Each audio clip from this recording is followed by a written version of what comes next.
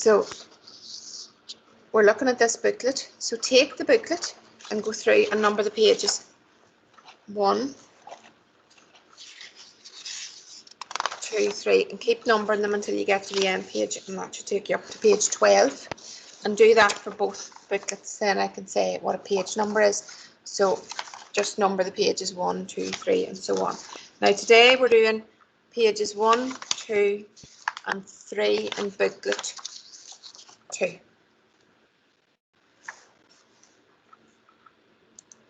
Hi, Saoirse. So now we're looking at this PowerPoint year 9, and I'm going to do part of this PowerPoint on lights. We're starting off with light waves, and you've done a wee bit of work on that to do with the eye, and it's very important that you know how the eye works, and I'll go through that in more detail with you as well. So first of all, light waves are going through this PowerPoint. Second page, light travels in straight lines. So if you ever look at a sunset, a beautiful sunset, and you see all these rays of light coming out of it, like the picture of Jesus, you know, with the Sacred Heart, or the Divine Mercy, where all the light's coming out of his hands. Well, that shows us that light travels in straight lines, but normally we just see light. I can see this room is full of light, but you can't see the rays. Sometimes you can see the rays. And in science, we like to turn it into a ray. So this shows you a ray coming out of a laser, and you can see it's traveling in straight lines. So that's the first thing we need to know. Now, this shows you light traveling around the world. So the light is traveling so fast, it travels at the speed of light, 300,000 kilometers per second.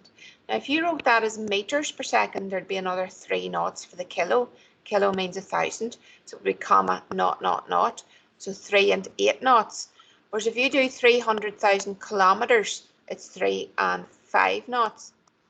And at that speed, the light would be able to go around the world 8 times in 1 second. That's how quickly light travels. Now, normally light's coming from the sun to the earth, and it takes quite a long time to go from the sun to the earth, but it's traveling at a very high, phenomenally high speed. And sound travels much, much slower than that. So light travels much faster than sound. For example, this is thunder and lightning. So if you're, say the thunder and lightning is in Lisnarrick and you're in Irvinstown, well, you get the thunder and the lightning in Lisnarrick, where the storm is, at the same time. So you look out, you see a flash of lightning and you hear the thunder at the same time. But in Irvinstown, you will see the flash of lightning at the same time as it happens in Lisnarrick, because light travels so fast. But sound rumbles in far slower than that.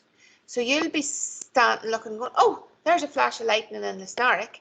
And then you can count seconds, 1 second, 2 seconds, 3 seconds before you hear this roll of thunder coming in. Now, they both happened at the same time, but the light travels faster and the sound travels slower. And a starting pistol, so you'll see a flash of light whenever it's fired, but the sound will come in afterwards. You'll hear the bang of the explosion afterwards, a second or 2 later. Now, how are we seeing the light? So the light's going to travel from the sun to your homework, to your eye.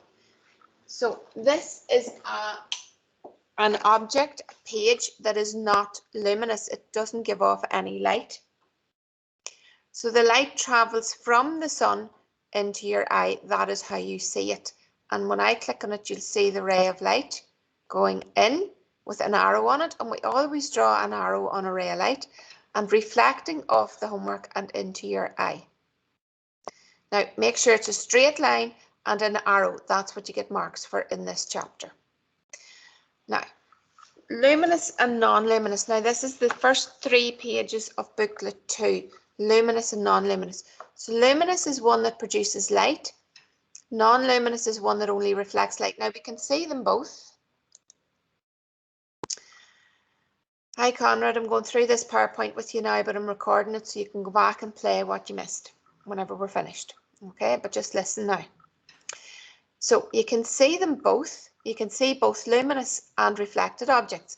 So for example, this booklet is only reflecting light. Well, why can I see it? Because the sunlight's coming in through the window, or the light is on. Well, the sunlight is luminous. Luminous means it gives out light. The light in the room is switched on is luminous. It gives out light. If it's only reflecting light, the page. So if I turned off the lights and could manage to close the blinds and block out all the lights, it was dark at night, I would not be able to see the page because it's not luminous. It doesn't give out its own light. So luminous objects. So that's the first 3 pages of this. You have to say which of these pictures are luminous and which are non-luminous. Which ones give out light and which ones only reflect the light. Okay, so for example, if you put on your phone, you press it on, the light comes on, it is luminous. So at night in the dark, you press on your phone, it gives off light. Okay, now shadows. So you did a bit of work on this as well. So this is, I think, the last wee bit I'm going to do today. So the light shining here, you can see, Conrad, I said earlier on, the light travels in straight lines and you have to put an arrow on it. But the light will not be able to get through the tree. The tree will block out the light, and so you're going to get a shadow formed behind the tree. So this ray of light is coming down, gets blocked. This ray of light is coming down, gets blocked. So anywhere where there's a shadow, that is where the light has been blocked. Okay, so if you were just going to draw a shadow, okay, so you've got a ray of light and an object. So here's your object. So the rays are coming out of the sun, so that ray is not getting through. So you've got a shadow here, but this ray will get through. It can get past. So you only get a shadow here behind the object where the rays aren't getting through. Now remember, you draw your arrow of light, your ray of light, as a straight line, and you put an arrow on it to show what direction it's going in. Hello, Holly. Hi Joe, give me a wee minute to finish up here, will you? Hi. I have a class on Teams here. I'll be a couple of minutes, Joe. So that's how shadows are formed, and there was a wee bit of work. Now this will be your work as well. Properties of light summary. So I want you to I'll take a photograph, I'll take a screenshot of that and post it up. So you can copy those bullet points out for your notes. So there's only what, 4 bullet points in that. So copy that out for your notes. Okay. And then do this piece of work here. I said I wanted the first 3 pages done. So you cut these out, stick them onto this.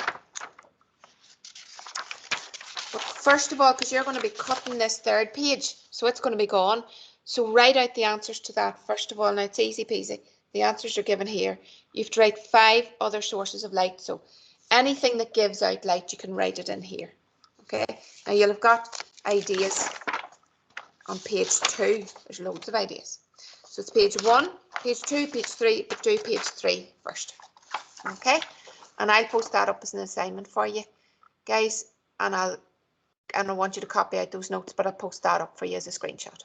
Okay, anybody any questions to ask if I stop recording?